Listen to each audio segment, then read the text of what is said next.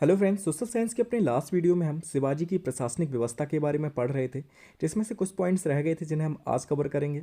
और एक और टॉपिक है, उसे भी हम इसी में कंप्लीट कर देंगे। इंपॉर्टेंट टॉपिक है, उससे क्वेश्चन हमेशा बनेगा, क्योंकि अलग ही एक टॉपिक दिया गया है कि 18वीं शताब्दी में भारत की जो स्थिति थी उसके बारे में हम पढ़ेंगे। तो सबसे पहले प्रशासनिक व्यवस्था में जो पॉइंट्स रह गए तो उनके बारे में बात कर लेते हैं। तो इसमें पॉइंट्स था गुरिल्ला युद्ध प्रणाली। ठीक है, ये क्यों इंपॉर्टेंट है शिवाजी के लिए? तो देखिए, शिवाजी की रणनीति बहुत चतुरतापूर्ण थी। उन्होंने गुरिल्ला युद्ध नीति, यानी कि जिसे हम छापा मार नीति कहते हैं, ठीक है, कि अचानक से हम दुश्मन के सामने प्रकट हो जाते हैं, उसे मार पीट के लूट लाट के भाग जाते हैं। ठीक है, तो ये कहलाती थी गुरिल्ला युद्ध प्रणाली। और भागते कहाँ थे? तो पहाड़ आड़ जो होते हैं उनके पीछे छिप जाते थे।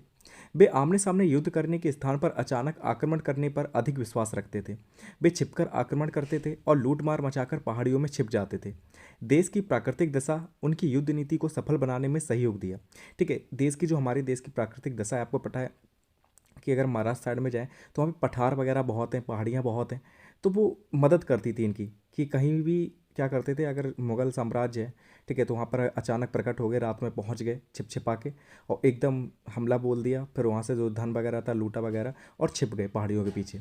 ठीक है, तो इनकी हेल्प हो जाती थी इससे। तो ये कहलाती थी गुरिल्ला युद्ध प्रणाली। अब हम आर्थिक व्यवस्था की बात करें कि शिवाजी के समय आर्थिक व्यवस्था कैसी थी, भूमि प्रबंध कैसा था। शिवाजी ने अपने राज्य की आय हेतु समस्त संभावित साधनों की समुचित व्यवस्था की थी। अन्नदाता के निर्देशन में भूमि का सर्वेक्षण कराया गया। ठीक है, अन्नदाता होते थे जिनके निर्देशन में भूमि का सर्वेक्षण होता था। प्रत्येक गांव की भूमि को नापा गया और क्षेत्रफल को लिखा गया। ठीक है, प्रत्येक भूमि, जो गांव की भूमि थी उसे नाप लिया गया था इनके टाइम में, और जितना भी क्षेत्रफल था उसे लिखा गया था। भूमि को उत्तम, मध्यम, निम्न श्रेणियों में बांटा गया कि किस गांव में जो भूमि है वो उत्तम किस्म की है, किसमें मध्यम की है, किसमें निम्न की है। ठीक है, ऐसे बांट दिया गया था। तो जिसकी निम्न होगी उससे कम कर लिया जाएगा, ऐसा कुछ था। ठीक है, तो किसानों से उपज का 3% लिया जाता था। अन्य कर समाप्त किए जाने के बाद किसानों से उपज का 40% लिया जाने लगा। ठीक है, तो पहले किसानों से कितना लिया जाता था? 3% लिया जाता था, जितनी भी उपज होती थी उसका 3% कर लिया जाता था। लेकिन बाद में जो अलग बहुत सारे कर लगाए जाते थे उन सभी को समाप्त कर दिया गया। उसके बाद कितना लिया गया? तो उपज का 40% कर लिया जाता था। ठीक है, तो ये आर्थिक व्यवस्था है, भूमि प्रबंध है। अब हम वाणिज्य एवं व्यापार की बात करें कि शिवाजी के समय में वाणिज्य व्यापार का क्या हाल था। शिवाजी ने व्यापारियों को प्रोत्साहन देने के लिए उन्हें नगरों में अनेक सुविधाएं दी। राज्य के आंतरिक व्यापार को प्रोत्साहन देने के लिए उन्हें नगरों में अनेक सुविधाएं दी। राज्य में कल्याण, भिवंडी, चौल, राजापुर, बेनगुर्ला, कोल्हापुर इत्यादि प्रसिद्ध नगर व्यापार के प्रमुख केंद्र थे। ठीक है, तो नई नई स्कीम ये निकालते रहते थे। ठीक है, कई सुविधाएं देते रहते थे ताकि व्यापार को प्रोत्साहन दिया जा सके। ठीक है, तो ये व्यापार एवं वाणिज्य की बात थी। न्याय व्यवस्था की अगर हम बात करें, शिवाजी की न्याय व्यवस्था हिंदू धर्मशास्त्रों पर आधारित थी। न्याय प्रबंध निष्पक्ष एवं उच्च कोटि का था। न्यायाधीश के पद पर धर्मशास्त्रों का ज्ञाता ब्राह्मण नियुक्त किए जाते थे। ठीक है, अगर न्याय व्यवस्था की बात करें तो किस पर आधारित थी? तो हिंदू जो धर्मशास्त्र थे उन पर आधारित थी न्याय व्यवस्था। न्याय प्रबंध कैसा था? तो निष्पक्ष और उच्च कोटि का न्याय दिया जाता था। न्यायाधीश के पद पर कौन था? तो धर्मशास्त्रों का ज्ञाता जो ब्राह्मण हुआ था, ब्राह्मण होते थे, ठीक है, जिन्हें धर्मशास्त्र का पूरा ज्ञान होता था, उन्हें नियुक्त किया जाता था। ये न्यायाधीश दीवानी तथा फौजदारी मुकदमे किया करते थे। फौजदारी के मुकदमों का निर्णय पटेल किया करते थे। ठीक है, तो पटेल कोई पद था जो क्या करते थे, तो फौजदारी के जो मुकदमे थे उनका निर्णय पटेल करते थे। अंतिम अपील शिवाजी के पास ही हो सकती थी। इनका निर्णय अंतिम एवं सर्वमान्य होता था। मतलब अगर लास्ट में कुछ भी केस फंसता है तो सुप्रीम कोर्ट का काम कौन करते थे? तो शिवाजी करते थे। इन्होंने एक बार जो जजमेंट दे दिया उस पर कोई भी उंगली नहीं उठा सकता। ठीक है, इनका जो निर्णय था वो अंतिम एवं सर्वमान्य होता था। अन्य विशेषताओं की बात करें, अन्य विशेषताएं कौन कौन सी थी? तो चौथ क्या होता है? तो मराठों से बचने के लिए कुछ राज्य अपनी कुल भूमि उपज का 1/4 भाग चौथ मराठों को देते थे। वह दूसरे राज्यों के आक्रमण से भी उस राज्य की सुरक्षा करते थे। एक तरीके से हम ये कह सकते हैं कि चौथ जो है वो एक प्रकार का कर है, जो कौन देता था? जो अदर राज्य थे जिन पर मराठा अपना शासन नहीं कर रहे थे, वो मराठों से बचने के लिए इन्हें क्या करते थे? अपनी कुल भूमि का 1/4 भाग मराठों को देते थे कर के रूप में। ठीक है, जैसे हम चौथ कहते हैं। और जो दूसरे राज्य जो कर देते थे चौथ, तो उनकी रक्षा भी करते थे मराठे। ठीक है, मुगलों से या कोई और आक्रमणकारी हो उनसे रक्षा करते थे। अभी सरदेश मुखी क्या होता है? तो यह कर मराठा राजा को उसके देश स्वामी होने के नाते दिया जाता था। राज्य में देशमुख कर वसूलने वाले अधिकारी होते थे। यह आय का 1/10 भाग होता था। ठीक है, तो सरदेश मुखी भी क्या है? एक कर है। किसे दिया जाता है? जो देश का प्रमुख होता है, यानी कि जो शासक होगा उसे लोग देते थे। ठीक है, जो मराठा का राजा होता था उसे दिया जाता था ये। और कितना दिया जाता था? तो जितनी भी आय होती है इंसान की उसका 1/10 भाग सरदेश मुखी दिया जाता था। ठीक है, कर के रूप में। अब हमारा नेक्स्ट सबसे इंपॉर्टेंट टॉपिक कौन सा है, तो 18वीं शताब्दी में भारत की स्थिति। ठीक है, ये अलग से एक टॉपिक दिया गया है, इंपॉर्टेंट है। ठीक है, सिंगल टॉपिक है तो इंपॉर्टेंट हो सकता है। ठीक है, इससे क्वेश्चन आ सकता है, इसलिए अच्छे से पढ़ेंगे। अब ये स्थिति कौन सी है 18वीं शताब्दी। हमने देखा कि औरंगजेब मर चुका है, शिवाजी का भी शासन खत्म हो चुका है। ठीक है, उसके बाद की ये स्थिति है 18वीं शताब्दी। ठीक है, जहाँ पर अंग्रेज जो भारत में आए थे, पहले वो व्यापार के उद्देश्य से आए थे, फिर धीरे धीरे उन्होंने सोचा कि ये लोग तो काफ़ी कमज़ोर हैं।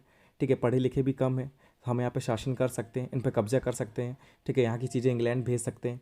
ठीक है, मुनाफा ज़्यादा से ज़्यादा कमा सकते हैं, क्योंकि ईआईसी था क्या, मतलब ईस्ट इंडिया कंपनी थी क्या, एक व्यापारिक कंपनी थी, वो खाली व्यापार के उद्देश्य से आई थी, लेकिन धीरे धीरे वो यहाँ पे शासन करने लगी। ठीक है, तो उन्हीं के बारे में हम पढ़ेंगे। 18वीं शताब्दी में भारत की स्थिति क्या थी, ये जान लेते हैं। 18वीं शताब्दी में भारत की राजनीतिक स्थिति अत्यंत दयनीय हो चुकी थी। मतलब 18वीं शताब्दी में भारत की जो राजनीतिक स्थिति, उसकी हालत बहुत ज़्यादा खराब थी। मुगल बादशाह थे मोहम्मद शाह, इनके शासनकाल में मुगल साम्राज्य के विघटन की जो प्रक्रिया थी वो प्रारंभ हो गई थी। ठीक है, जो मुगल साम्राज्य था वो धीरे धीरे घटता जा रहा था, या कह सकते हैं उसकी बुरी हालत थी, कभी भी समाप्त हो सकता था। हैदराबाद, बंगाल एवं अवध प्रायः स्वतंत्र हो चुके थे। ठीक है, अगर बात करें हैदराबाद की, हैदराबाद रियासत जो थी बंगाल की और अवध की, इन्होंने अपने आप को स्वतंत्र घोषित कर दिया था। ठीक है, तो ये मुगल साम्राज्य से अलग हो गए थे और अपने आप को स्वतंत्र घोषित कर दिया था इन्होंने। तो आप समझ सकते हैं, वैसे मुगल सभी पर शासन कर रहे थे, लेकिन इन्होंने अपने आप को स्वतंत्र घोषित कर दिया, ये अलग हो गए उससे। अगर हम 18वीं शताब्दी में सामाजिक स्थिति की बात करें कि उस समय सामाजिक स्थिति कैसी थी, ठीक है, समाज किस तरीके का था, तो सामाजिक दृष्टि से भारत में प्राचीन काल से ही भिन्नताएं विद्यमान हैं। ठीक है, अगर हम प्राचीन काल से ही लेकर चलें तो आप जानते हैं कि कई धर्म के लोग यहाँ पर रह रहे हैं। ठीक है, कई जातियाँ यहाँ पर रह रही हैं। ठीक है, गोरे काले हर तरीके के लोग यहाँ पर रहते हैं, तो भिन्नताएं तो हमेशा से ही रही हैं। ठीक है, अमीर गरीब, ठीक है, शिक्षित अशिक्षित, ऐसे कह सकते हैं कि कई सामाजिक भिन्नताएं पहले से ही विद्यमान थी।